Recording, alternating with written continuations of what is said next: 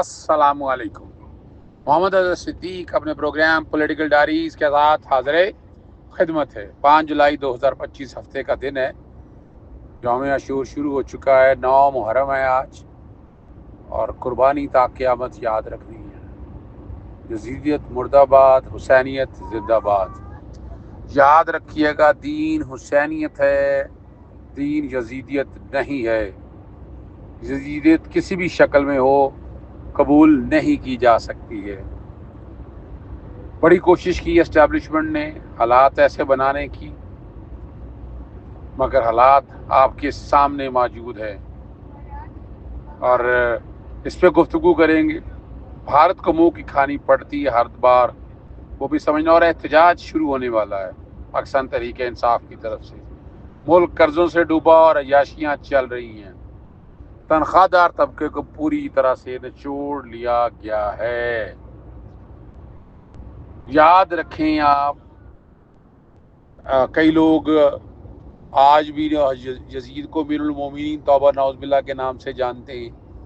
بھائی، سوال ہی پیدا نہیں ہوتا، حاکم وقت وہ چاہے ہو صحیح، لیکن دین جو ہے، دین کی راہ حضرت امام حسین علیہ السلام نے تعین کر دیا تھا، اور وہی ہے دین، اور اس دین کو اسی طرح دین لے کر چلنا ہے ہم نے۔ یاد رکھیں، دین حسینیت ہے۔ اسٹیبلشمنٹ جو کرتی ہے وہ الٹا پڑ جاتا ہے۔ عمران خان کو جتنا دبانے کی کوشش کی، اتنی ہی اسے پذیرائی ملی۔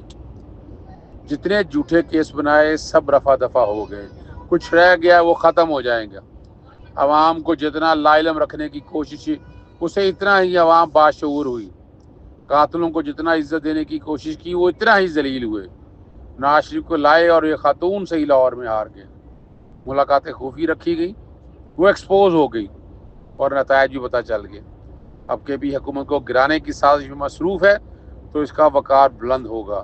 نواز شریف نہیں لگتا کہ جیل جائے گا، اگر گیا تو منہ کی کھانی پڑے گی۔ اچھا دیکھیں، میں نے اس حوالے سے بڑی واضح طور پر کہا تھا، نواز شریف اگر یہ کہنا چاہتے ہیں تو اسے اپنے کیے کی گناہوں کی معافی مانگنی ہوگی، اسے ووٹ کو عزتوں کا نعرہ بلند کرنا ہوگا، اسے ووٹ کے عزتوں کی عزت بحال کرنی ہوگی، پھر وہ تحریک تحفظ آئین پاکستان سے ملاقات کرے، ان کو مطمئن کرے، اور اس کے بعد عمران خان کی طرف جیل کے جانے کا راستہ دے۔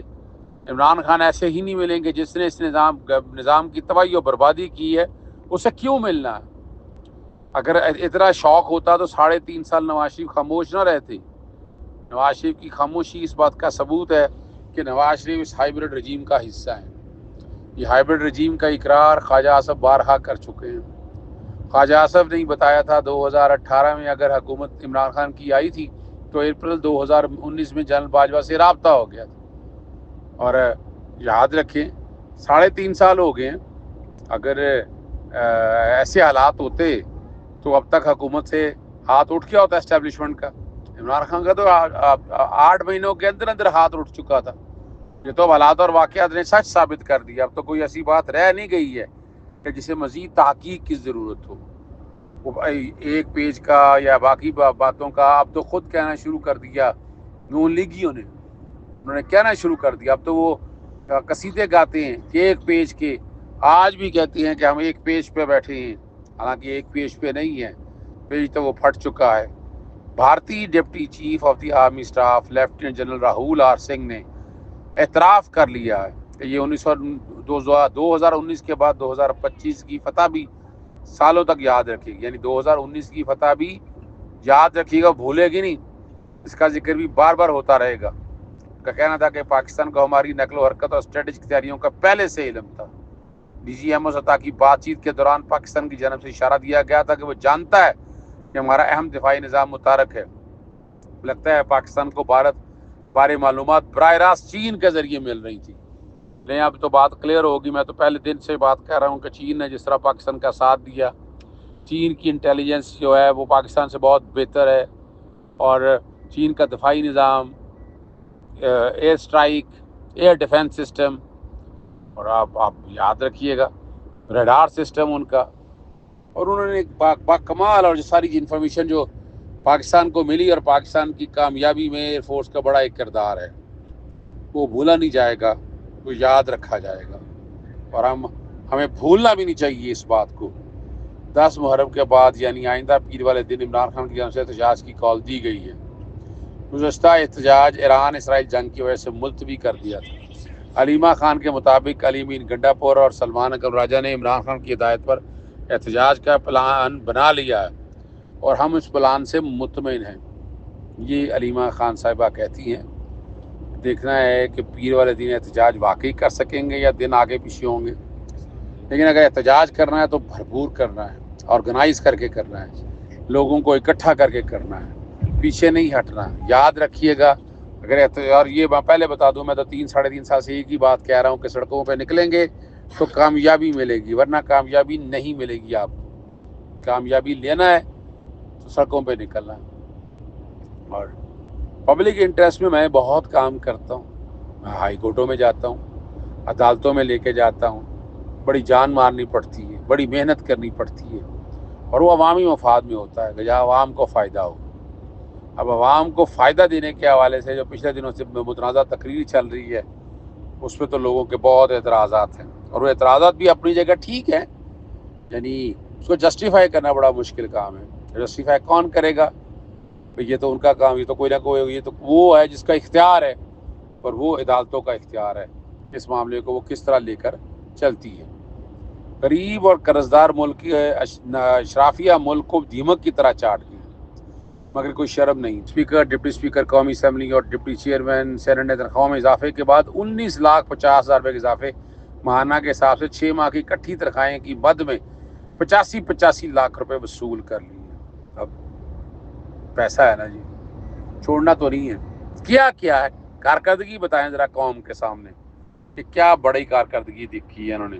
کارکردگی نہ ہونے کے برابر ہے، کچھ نہیں ہے کارکردگی، اور انعام لینے آگے ہیں۔ رانا ثناء اللہ نے آخر اقرار کر ہی لیا کہ جیل کاٹنے کے اگر 10 نمبر ہوں تو میں عمران خان کو پورے 10 نمبر دوں گا۔ قید کاٹنا آسان نہیں ہوتا، آپ کھانے کے مرغ مسلم تو کیا چاہے سونا یا ہیرے بھی دے دیں، اس سے کوئی فرق نہیں پڑتا۔ امیر عباس نے کہا کہ عمران خان اگر مزاحمت نہ کرتا تو شاید قوم کا ایک فرد یہ نہ جان پاتا کہ اس ملک کی ریاست سے بالا نظام کیسے کام کرتا ہے۔ ایک عمران خان کو ختم کرنے کی مہم میں کیسے حقائق بے نقاب ہو گئے، کیسے محراب نشینوں کے محراب کھل رہے ہیں۔ اب تو یہ خود اقرار کر رہے ہیں کہ ہمارے لیے صحیح یا غلط کی کوئی حیثیت نہیں، بلکہ جو بھی ہم کرتے ہیں اسے نیشنل انٹرسٹ کا نام دیتے ہیں۔ شہباز رانا نے بڑی زبردست بات رپورٹ دی ہے کہ تنخواہ دار طبقے کو مکمل نچوڑ دیا گیا۔ گزشتہ مالی سال میں تنخواہ دار افراد نے 555 ارب روپے کا بھاری انکم ٹیکس ادا کیا، جو پچھلے سال کے مقابلے میں 188 ارب روپے زیادہ تھا۔ یہ رقم ریٹیلر اور ریئل اسٹیٹ سیکٹر کی جانب سے ادا کی گئی مشترکہ ٹیکسوں سے 2 گنا زیادہ ہے۔ یہاں سے آپ فیصلہ کر سکتے ہیں کہ ملک کا نظام چلانے میں کس کا کیا ہاتھ ہے، ورنہ تو جو بڑے بڑے ادارے ہیں وہ جس طرح بیوقوف بنا رہے ہیں اس نظام کو جس طرح وہ لے کر چل رہے ہیں وہ آپ کے سامنے ہے۔